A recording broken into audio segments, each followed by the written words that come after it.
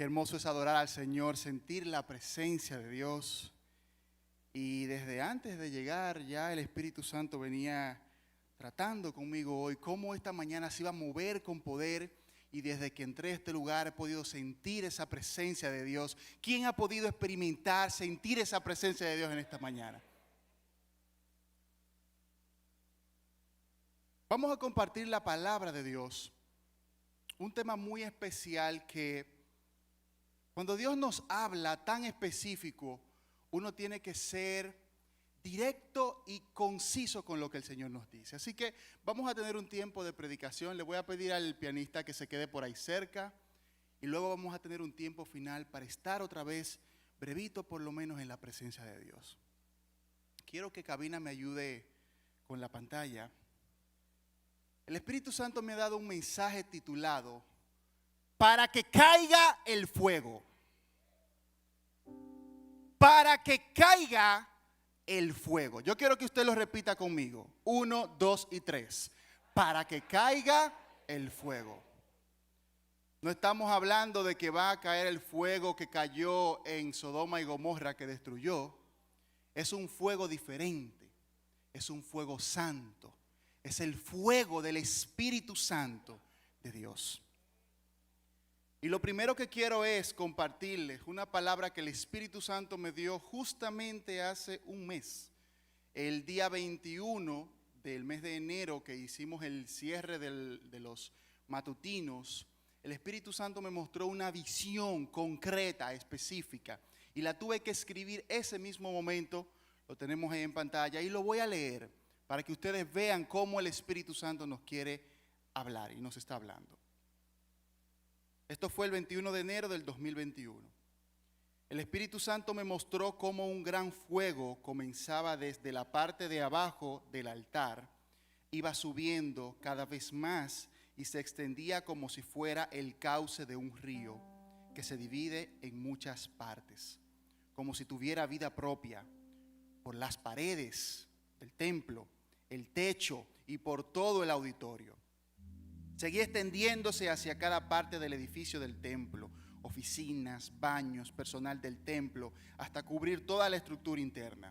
Luego se extendía en las paredes externas del templo, techo, muros, etc.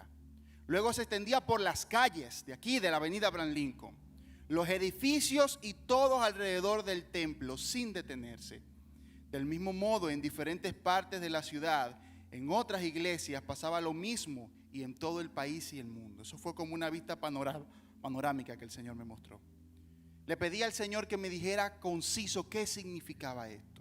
Y Él me dijo esto: el avivamiento iniciará con los pastores, los que ministramos en el altar. Debemos transmitir específicamente la necesidad de buscar este avivamiento y derramamiento del Espíritu Santo.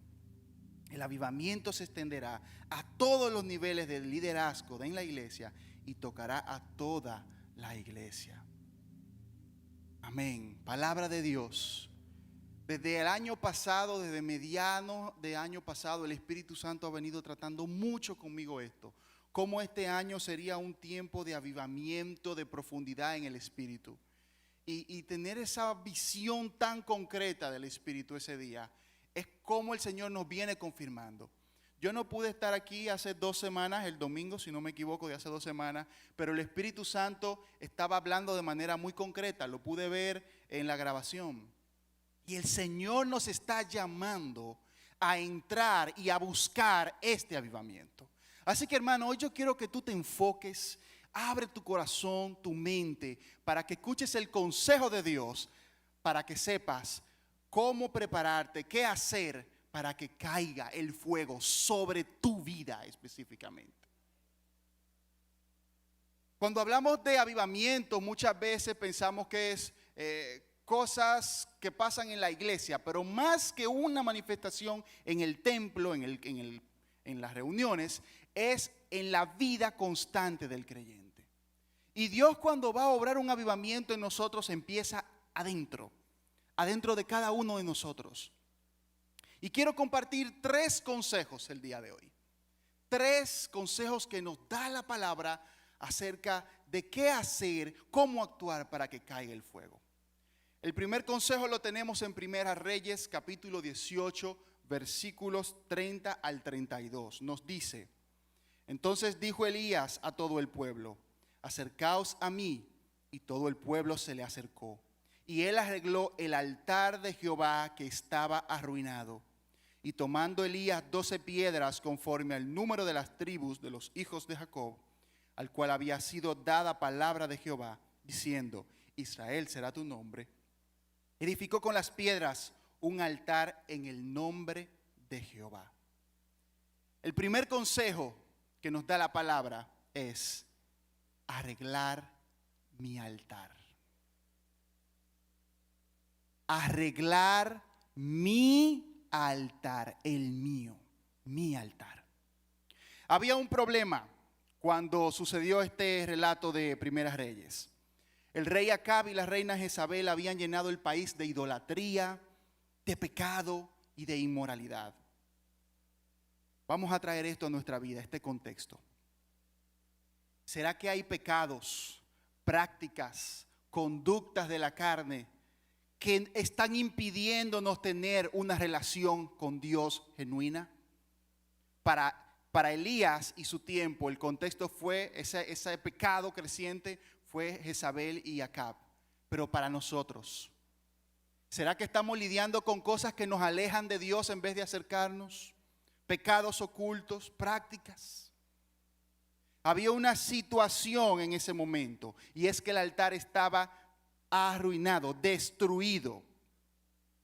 Los gobernantes Acab y Jezabel no solo habían infundido o hecho que creciera la idolatría, sino que habían perseguido a los profetas de Dios y habían destruido los altares.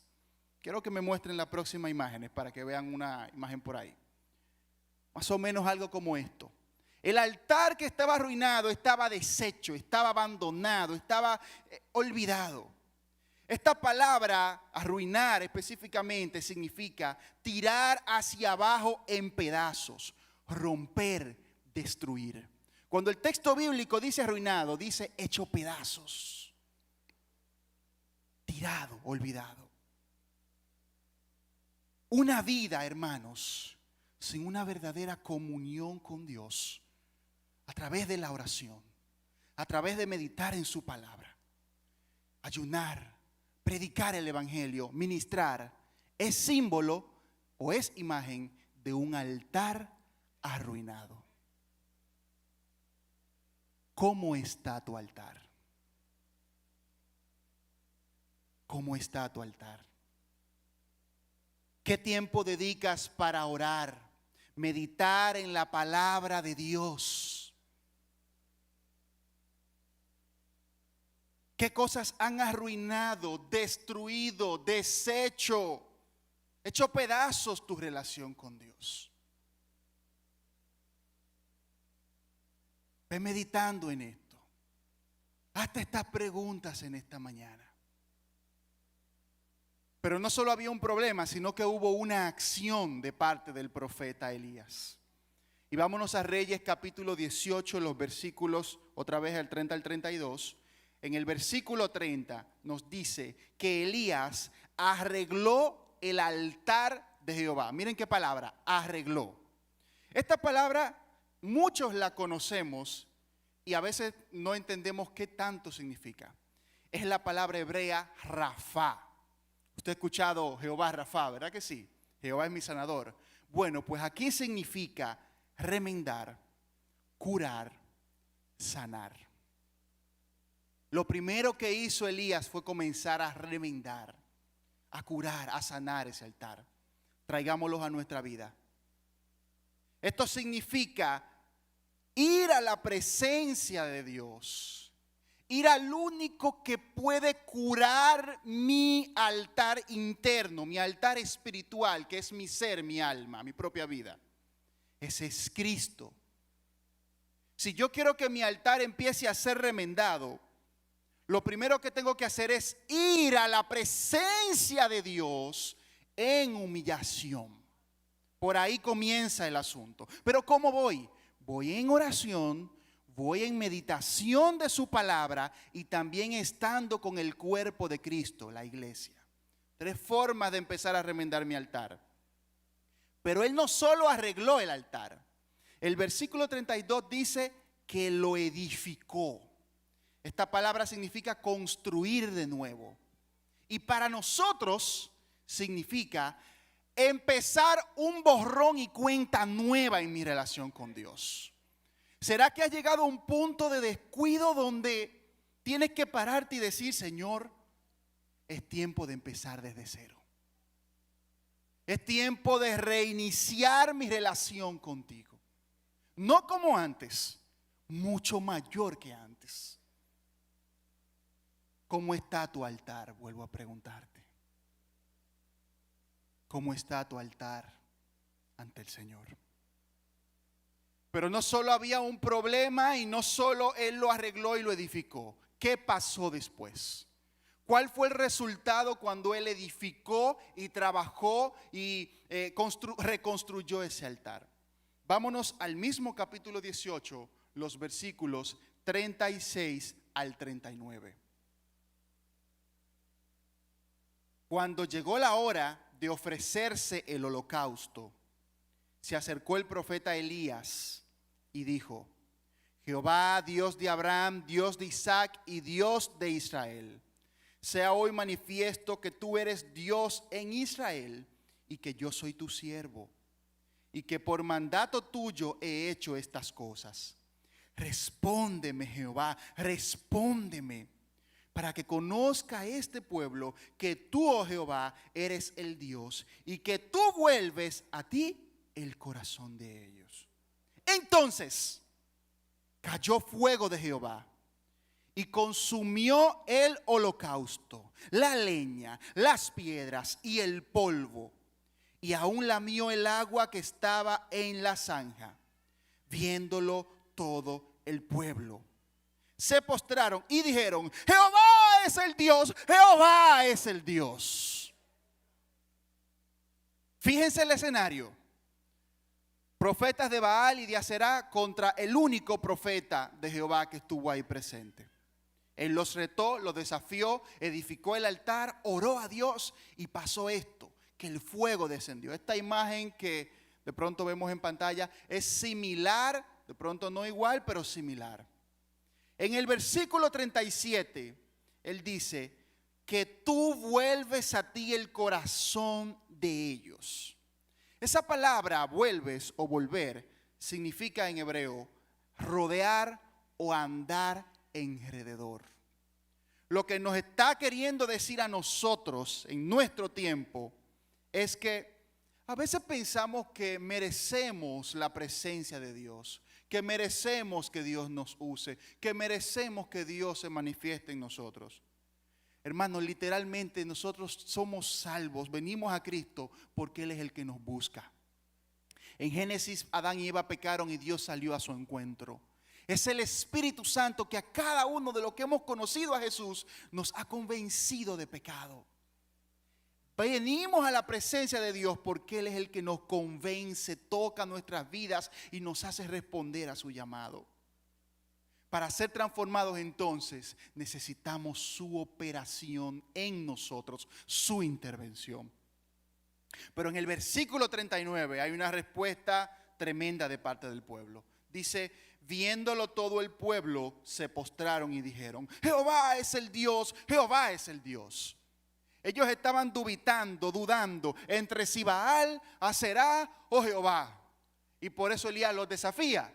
Es por eso que cuando ellos ven que desciende el fuego, que pasa esto sobrenatural, dicen: es verdad que Jehová es Dios. Wow. Ellos dudaban hasta de que si Dios es Dios. Dudaban de la manifestación de Dios. No tenían idea ellos de esto. Vamos a traerlo a nosotros. Dios manifiesta su poder sobrenatural para que veamos que Él es real. De este modo Él aumenta nuestra fe, nos hace creer en Él mucho más, hace que profundicemos nuestra relación con Él y su nombre es glorificado. Es por eso que Elías los desafió. Vamos a desafiar algo sobrenatural, diría Elías, que descienda fuego. Ellos no habían visto eso nunca porque no conocían a ese Dios. Entonces el primer consejo que nos da la palabra es arreglar mi altar, arreglar tu altar. Pero vamos a ver un segundo consejo. Y este consejo lo vamos a encontrar en el libro de Joel. Y el consejo es convertirme. Para que tengan un poquito del contexto. Cuando se escribe el libro de Joel, habían pasado problemas muy difíciles en el pueblo de Israel. Ellos habían desobedecido a Dios, se habían alejado. Dios mandó desastres naturales, plagas de langostas, inclusive invasiones también extranjeras que se iban a presentar. Habían catástrofes naturales. Traigámoslos a nuestra vida. El COVID ha venido a hacer eso. El COVID ha venido a ser una catástrofe mundial, una pandemia, lo sabemos. El problema es que esto generaba desesperación y angustia en el pueblo. Y ellos, en vez de confiar en Dios, de arrepentirse ante el Señor, estaban viendo el problema como tal.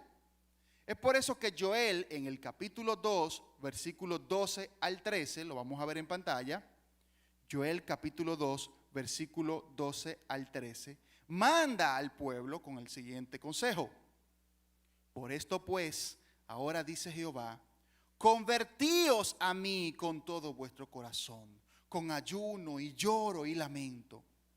Rasgad vuestro corazón y no vuestros vestidos, y convertíos a Jehová vuestro Dios, porque misericordioso es y clemente, tardo para la ira y grande en misericordia, y que se duele del castigo. Versículo 12, convertíos a mí con todo vuestro corazón. Y esta palabra va dirigida tanto a los que no conocen a Cristo aún como su Señor, los que aún no lo han recibido, que estén aquí o nos estén viendo, y a todos nosotros que somos cristianos. Y vamos a ver el porqué. Esa palabra convertíos significa alejarse de, volverse de, desistir, cambiar. Cuando Joel dice convertíos, o sea, conviértanse, lo que dice es, ese estilo de vida que estás llevando, que se supone que debes agradar a Dios y no lo estás haciendo, debes dejarlo atrás. Debes desistir de actuar, de pensar, de ver lo que estás viendo, de oír lo que estás oyendo. Debes cambiar esa conducta, esa forma de vida que has llevado. Y ojo, esa palabra se le dijo al pueblo de Israel, personas que conocían a Jehová. Esa es la misma palabra para nosotros. Y toma más sentido porque en el Nuevo Testamento vemos que se nos manda a arrepentirnos y a convertirnos. Una cosa es arrepentirme, reconocer que Cristo es mi Salvador y que yo lo necesito. Y otra cosa es la conversión o nuevo nacimiento. ¿Será que muchos están arrepentidos pero no convertidos? ¿Será que estamos pensando que ya porque vengo a la iglesia y soy parte del cuerpo, descuido mi relación personal y mi testimonio personal? El Señor nos está confrontando en esta mañana. Pero ¿cómo es que nos vamos a convertir según el mandato de Joel? Es de todo corazón. Esta palabra significa la vida interior de la persona. En la Biblia, en el Antiguo Testamento, generalmente cuando se habla de corazón, se habla del centro de los sentimientos, los pensamientos y la voluntad. Es decir, el alma del ser humano. Tu ser interior, quien tú eres por dentro. No cómo te ves, sino quién eres internamente. Apliquémoslo. El mandato entonces es alejarse del pecado y lo que desagrada a Dios. Cambiar nuestra conducta y acercarnos a Cristo con todo lo que somos. Pensamiento, sentimiento, voluntad, con toda nuestra alma. Y esto es tanto para los que somos creyentes y para los que no lo son. Recuerden el mensaje, para que caiga el fuego, es decir, para ver el mover, el avivamiento de Dios. El primer consejo entonces fue, ¿cuál fue? Arreglar mi altar. El segundo consejo es convertirme. Pero hay algo más que se dice aquí en cuanto a convertirnos. Y es que y no vuestros vestidos. Yo quiero que cabina me muestre la próxima pantalla. Los judíos tenían una costumbre de expresar su dolor rompiendo su ropa. Cuando moría una persona, cuando se decía algo injurioso contra ellos, etc. Y ellos pensaban que por el hecho de que pareciera que les duele, de que pareciera que estaban arrepentidos, de que pareciera que estaban compungidos, ya era suficiente. Al parecer no. El asunto no es parecer que estoy convertido. El asunto no es parecer que estoy arrepentido. No es parecer que soy santo. No es parecer que Dios me usa. Es serlo. No es parecer que soy piadoso, que soy humilde. Es serlo. Porque a Dios no lo podemos engañar. A mí me pueden engañar. A los pastores los pueden engañar, pero al Espíritu Santo de Dios no se le puede engañar.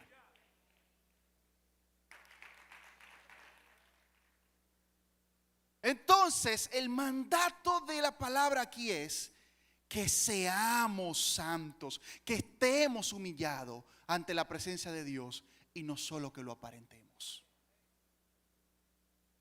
¿Con qué pecados y obras de la carne estás luchando? ¿Con qué cosas estás lidiando que a veces aparentamos que somos perfectos, angelitos, pero sabemos que tenemos luchas? ¿Con qué pecados, con qué obras de la carne estás lidiando? Y esta pregunta es para que lleves eso a la presencia de Dios y Él te pueda transformar. El resultado. Entonces, Joel capítulo 2, versículos 28 al 29, próxima pantalla ahí. Y después de esto, derramaré mi espíritu sobre toda carne. Y profetizarán vuestros hijos y vuestras hijas, y vuestros ancianos soñarán sueños, y vuestros jóvenes verán visiones. Y también sobre los siervos y sobre las siervas derramaré mi espíritu en aquellos días. Fíjense en el versículo 28. Y después de esto, sí y solo sí hago lo anterior. Sí y solo sí me he humillado. He empezado a arreglar mi altar. Me he convertido genuinamente. Sí y solo sí hacemos esto, es que veremos esto. Sí y solo sí hacemos lo anterior, verás el derramamiento del Espíritu Santo en tu vida. Sí, solo sí hacemos lo que dice Joel 2 en la primera parte, veremos ese fuego caer. Hermanos, Jesucristo anhela llenarnos de su Espíritu. Él está disponible para toda persona que tenga sed de Él. El Espíritu Santo desea bautizarte y llenarte con su poder para que testifiques de Cristo. No solo a los pastores y a los líderes. Es a cada creyente, a cada persona que sinceramente lo anhela. Y quiero dar una ilustración aquí con algo que sucedió. Y es el avivamiento pentecostal de la calle Azusa en 1906. Hubo un personaje llamado William Seymour, que él era un hombre de color negro. En ese tiempo había conflictos raciales muy fuertes. Y él pertenecía a un movimiento llamado de la santidad, es decir, un grupo de iglesias que hacía un énfasis especial en la santidad como cristianos y se diferenciaba de otros por eso. Y en este contexto estas personas empiezan a buscar del Señor, ven la promesa del bautismo en el Espíritu Santo como evidencia de nuevas lenguas, empiezan a orar y viene el Espíritu y se derrama, y tengo que decirles que ahí nacen las asambleas de Dios. Sin santidad no hay avivamiento. La santidad es fundamental para experimentar el avivamiento del Espíritu Santo. Y quiero que me muestren la imagen del vaso, por favor, en pantalla. Cuando el Espíritu Santo se derrama en la vida del creyente, y busqué justamente esta imagen, fíjense que si tú echas agua en un vaso, desde arriba con una botella como esta, lo más probable es que salpique. Así mismo es el Espíritu Santo. Cuando se derrama en nuestra vida, salpica donde quiera que vamos. Y es inevitable que camines y las personas te vean diferente y digan, ¿qué es lo que tú tienes de Dios en ti? ¿Qué es lo que tú tienes? ¿Qué es lo que te pasa? Ese es el Espíritu Santo. Es inevitable que vayamos a los lugares y oremos por las personas. Es inevitable que nos quedemos callados con la palabra de Dios, con la predicación del Evangelio. Así es el Espíritu, salpica donde quiera. Entonces, primer consejo, arreglar mi altar. Segundo consejo, convertirme. El tercer consejo lo vamos a ver en el libro de los Hechos. Capítulo 1, versículos 4 y 5. Y ya es el último consejo. Hechos capítulo 1, versículos 4 y 5. Nos dice, estando juntos, les mandó que no se fueran de Jerusalén, sino que esperasen la promesa del Padre, la cual les dijo, oísteis de mí. Eso es Jesús. Porque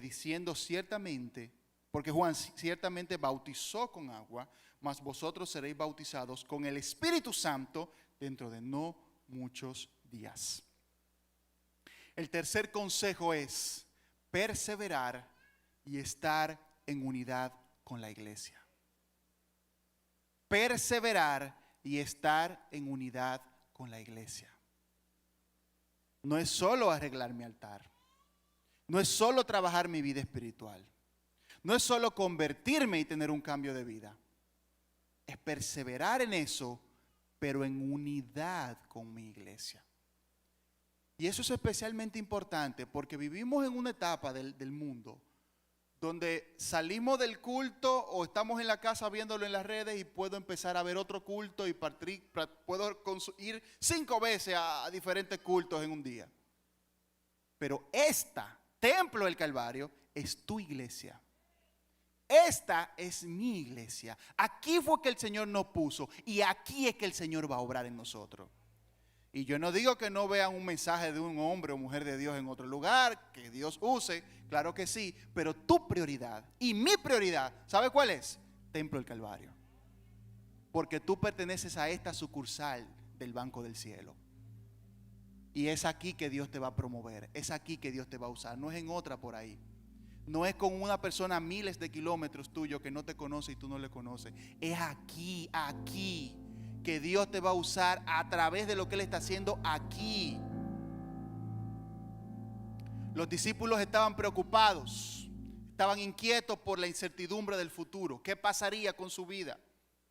¿Qué pasaría con lo que vendría después? Pero el mandato de Jesús es quédense hasta que reciban la investidura de poder de lo alto. Vamos a ver entonces cómo fue la reacción de los discípulos. ¿Qué hicieron ellos? Hechos capítulo 2, nos vamos. Versículo 1. Hechos capítulo 2, el versículo 1. Cuando llegó el día de Pentecostés, estaban todos unánimes juntos. Cuando llegó el día de Pentecostés, estaban todos unánimes juntos.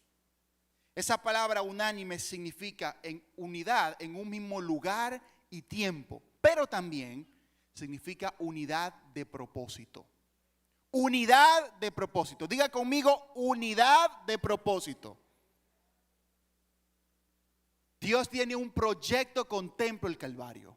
Tú y yo, ¿qué tan enfocados estamos en el proyecto de Dios con esta iglesia?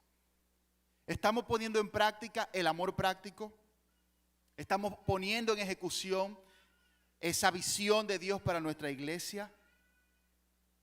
Debemos perseverar en buscar la presencia de Dios en oración, adoración y estudio de la palabra. Todo esto en comunión con nuestra iglesia. A sus programas de estudio bíblico, de crecimiento. Cristo se manifiesta, y ojo con esto, cuando hay unidad en su cuerpo. Jesús dijo, sean uno y ámense para que el mundo vea que ustedes me sirven a mí y que yo soy del Padre. Entonces, ¿qué tan unidos estamos a nuestra iglesia? Si queremos ver avivamiento, hay que ser parte, vivir unido a nuestra congregación. Ahora, ¿cuál fue el resultado de los discípulos estar ahí esperando, estar en expectativa a la venida del Espíritu Santo? Ahora sí lo vamos a poner en pantalla, cabina. Hechos capítulo 2, los versículos del 2 al 4. Y les voy a pedir que me pongan en pantalla el tiempo que me queda, porque no lo veo. Y de repente vino del cielo un estruendo como de un viento recio que soplaba, el cual llenó toda la casa donde estaban sentados. Y se les aparecieron lenguas repartidas como de fuego, asentándose sobre cada uno de ellos. Y fueron todos llenos del Espíritu Santo. Y comenzaron a hablar en otras lenguas según el Espíritu les daba que hablasen. Cositas puntuales vamos a ver aquí. Primero, fueron llenos, fueron imbuidos, fueron saturados, fueron empapados del poder de Dios. No de una emoción humana, no de un pensamiento, del Espíritu Santo. Y algo que me encanta es que ese fuego que descendió en la historia con Elías no era el mismo fuego, porque ese fuego consumió el altar, consumió las piedras, consumió el polvo. Y fue sobre ese altar material de piedras. Pero el altar ahora era diferente. No era un altar de piedra. No era un altar con madera y con paja. Era su propia vida. Tú y yo somos ese altar sobre el cual el fuego del Espíritu quiere derramarse. El Espíritu Santo nos inunda completamente cuando recibimos su bautismo. Es imprescindible que el creyente lo anhele y busque profundamente, tal y como hacían los primeros cristianos. Siempre esa señal física inicial vemos que será el hablar en lengua según da el Espíritu. Pero lo importante es el fuego y lo que viene con él después de. Y en Hechos 2, 41 al 43, ya finalizando, vemos unos resultados después de llegar ese fuego del Espíritu. Así que los que recibieron su palabra fueron bautizados y se añadieron aquel día como 3,000 personas. Y perseveraban en la doctrina de los apóstoles, en la comunión unos con otros, en el partimiento del pan y en las oraciones. Y sobrevino temor a toda persona, y muchas maravillas y señales eran hechas por los apóstoles. ¿Qué pasa cuando cae el fuego? ¿Qué pasa cuando viene ese avivamiento? Hay conversiones genuinas. La iglesia crece en número. Hay crecimiento espiritual. Hay unidad en la iglesia. Hay apoyo entre los creyentes. La sociedad se da cuenta que Dios está obrando y Dios usa a sus siervos para hacer milagros y obras sobrenaturales. Eso pasa cuando cae el fuego. Ahora yo quiero pedirle que se pongan de pie. Ya al final vamos a tener un momento para orar. Vamos a ponernos de pie para que el cuerpo asimile que hay algo diferente ahora. Si quieres que caiga el fuego de Dios sobre tu vida y vivir ese avivamiento, 3 cosas. Primero, arreglar tu altar. Segundo, convertirte. Y tercero, perseverar y estar en unidad con la iglesia. Quiero pedirle que en 2-3 minutitos vamos a dedicar un momento para orar ahora. Y el pianista nos va a acompañar. Cierra tus ojos ahí donde estás. Entra en comunión con el Espíritu Santo. Y dile que tú quieres ese avivamiento. Sé sincero con Él en este instante.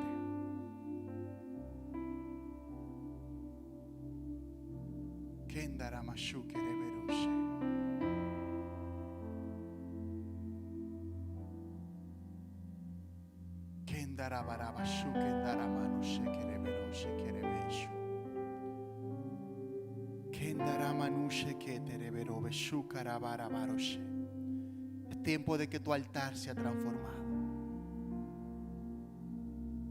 Es tiempo de renovar ese altar.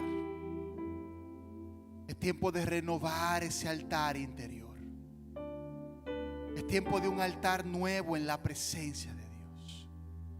Es tiempo de convertirnos sinceramente. Es tiempo de estar en unidad y perseverando con la iglesia. Espíritu Santo de Dios, en este instante toca a cada uno. Toca el pensamiento, toca el corazón, toca la voluntad de cada uno, Señor. Que tu fuego comience desde adentro en nosotros, Señor. Que tú restaure nuestra vida. Que tú restaure nuestra alma. Que tú restaure nuestro ser, Espíritu Santo. Si hay alguno aquí que ha venido cansado, agotado por rendir la toalla, en este momento el Espíritu Santo te dice: yo te transformo. Tú que estabas por rendirte y dejar atrás la fe, te dice el Espíritu Santo: yo te transformo y yo te doy fuerzas nuevas. Espíritu Santo de Dios, toca cada vida en este instante que esté clamando, necesitando tu obrar. Asimismo, Espíritu Santo, oro por si hay alguna persona enferma en este lugar, que en el nombre tuyo, Jesús, reciba el toque de tu Espíritu y toda enfermedad sea echada fuera en el nombre de Jesús.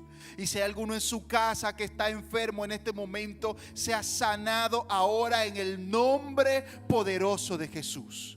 Que cualquier problema, cualquier espíritu de enfermedad sea echado fuera en el nombre de Jesús, y que el cuerpo sea sanado en el nombre tuyo, Jesús. Oh, gracias, Jesús, por lo que tú estás obrando. Gracias por lo que estás haciendo. En tu nombre, Jesús. Amén.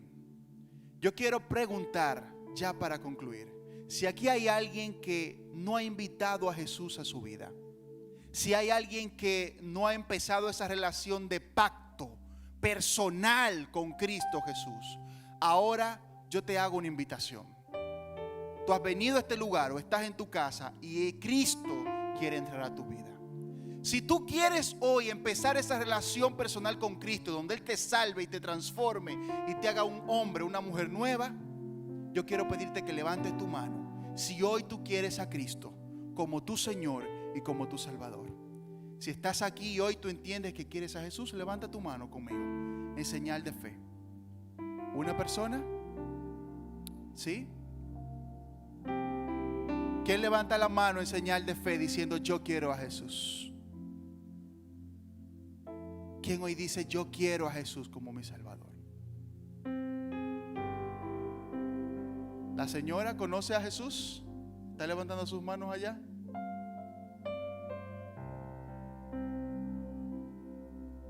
Y si tú estás en tu hogar, hazlo por igual y recibe a Cristo como tu Salvador.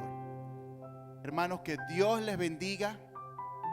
Recuerde que si quieres que caiga el fuego, ya tiene 3 consejos que nos van a ayudar.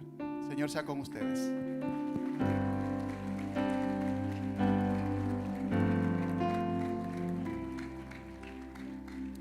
Gloria a Dios.